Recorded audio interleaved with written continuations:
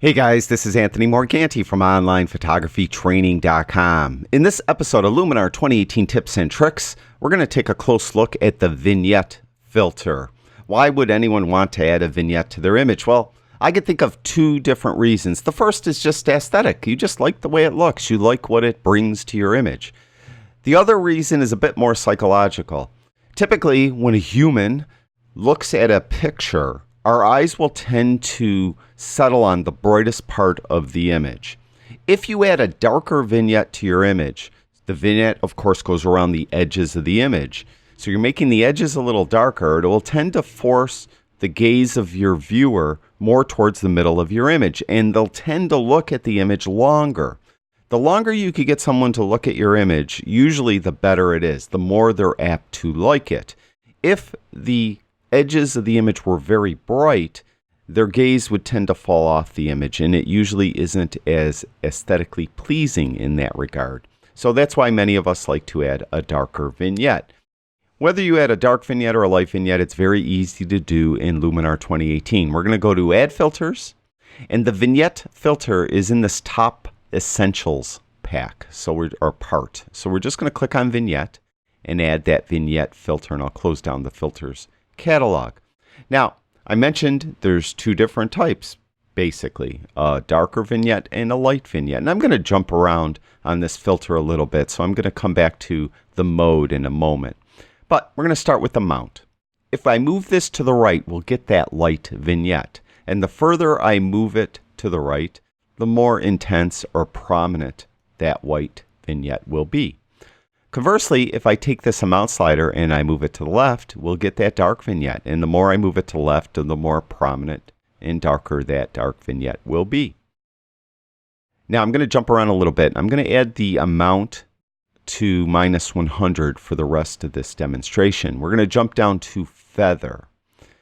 If you move this slider to the right, you'll feather the edges more. So you'll be making the vignette less defined. Conversely, if you take this feathering slider or feather slider and move it to the left, we're going to be removing feathering, and we're going to make the vignette more well-defined, as you could see here. So I'm going to leave it at that to demonstrate the next two sliders. First is size. If I move it to the right, we're pulling the vignette away from the center. So the vignette will be more constrained to the edges and corners of the frame. If I move the size slider to the left, we're encroaching more upon the middle. So we're actually having a larger vignette even though size is down all the way to 0. So we have less in the middle that is free from the vignette. Roundness does exactly as it implies. Now on, of course, a image that isn't perfectly square, we're talking about ovals and rectangles as opposed to circles and squares. But if I move this to the right, you could see I'm making the vignette rounder. And if I move this to the left, you could see we're making it more squared off. And in this case, it's a rectangle. So you could control that very easily with that slider. Now, inner light. I mentioned that we, as humans, when we look at something, or especially an image or a painting, our eyes will tend to look at the brighter part of the image first. And to help encourage that, you could use that inner light slider to make the middle part of the image a little brighter. So it'll help them more readily look towards the middle of your image. So you can very easily do that with that inner light slider. Now, this place center button allows you to place the center of your vignette wherever you like it. As you can see in this image, the sailboat is off to the left a little bit.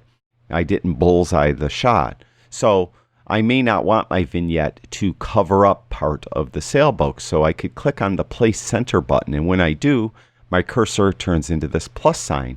And I could then click right over the middle of the sail. And then I'll have the vignette centered over that. And you could reposition it as many times as you like. You just have to keep clicking on the Place Center button. Now, the last thing we didn't talk about is this mode. Right now we're in post-crop mode. The other choice is pre-crop mode. Now what that means is when you crop the image, whether or not the vignette will reposition or reset itself with the new crop or not. In post-crop, it will. So I'm going to go up to Tools, click on Crop, and then I'm just going to do a crazy crop to my image, like that. And I'm going to click Done. And you'll notice that the vignette reset itself. So it's pretty much still in the middle. It still has all the settings. It just repositioned itself where it needed to be for the new crop. Now I'm going to undo this. To undo your last step on a computer in Luminar, just hit Command-Z if you have a Mac, Control-Z if you have a PC, and you undid what you just did, and that was that crop. Now I'm going to go to pre-crop mode. Now we're in pre-crop mode. And I'm going to go to Tools again, and I'm going to go to Crop, and I'm going to do that same ridiculous crop that I just did. And I'm going to click Done. Now you'll see that the crop did not reposition itself, so it stayed where it was. Now most of us like to use the post-crop mode because we never know when we might decide to crop our image. It's really up to you. It doesn't matter. It just, you know, this is the results you'll get if you're in pre-crop mode. So I'm going to do this, hit Command-Z. I'm actually going to reset this, and let's do like a real vignette, like I really wanted to add a vignette to this image. Now I did mention that a darker vignette will help draw the viewer's attention more towards the middle of the frame. And so let's say we want to add that darker vignette. That actually looks pretty good to me. I'd be done. But you could then come in and move size. You could change the roundness a little bit. You could feather it a little more by moving it to the right, or remove feathering by moving it to the left. And you could add a bit of an inner light if you need be. This is a pretty bright image, so I don't think inner light is needed. So that is very limited or very light dark vignette. That's typically what I do. That's just the way I usually do it. This image, though, aesthetically might benefit from a white vignette. So just for, you know, fairness, let's add a lighter vignette. So we're going to move the amount slider to the right, and then I'm going to move the size around a little bit. Roundness a bit. Feather it maybe just a bit more. I'm not going to add any inner light, but I am going to place the center more towards the bottom. I don't want the beach as bright. I'd like the sky a little more. Just a little bit though, like right there. Just like that.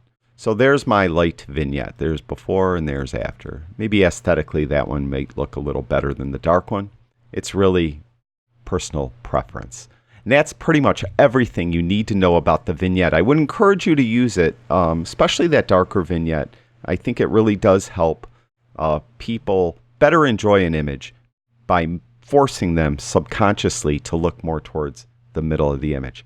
Thank you, everyone that watches my videos. I truly do appreciate it. I'll talk to you guys soon.